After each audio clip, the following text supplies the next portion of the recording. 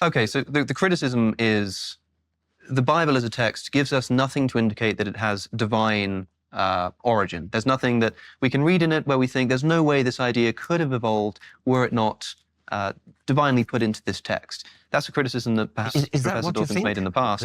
Well, I think it's reflective of some order that's so profound and implicit that there isn't a better way of describing it than divine. But I don't really care if we look at that from the bottom up, like as a biological phenomena, or as from the top down. I don't think it makes any difference. Well, let's go back to what you said earlier, which I was very interested in. You implied there's no difference between whether the text is divinely inspired or whether it evolved in progression during a series of manuscripts, presumably. Now, I think that's genuinely interesting, but it's a huge difference. It's not the same thing. I mean, either it was divinely inspired or it wasn't. Well, Bill, I think you might be more in line with Dawkins on this. I mean, the scriptures are either divinely inspired or they're not. Well, Kevin, that's just the law of excluded middle, either P or not P.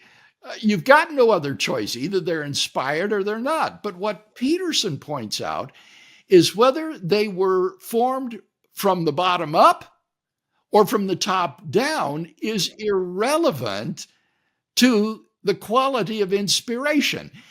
The bottom up metaphor would be the metaphor for a long tradition history lying behind the Genesis narratives.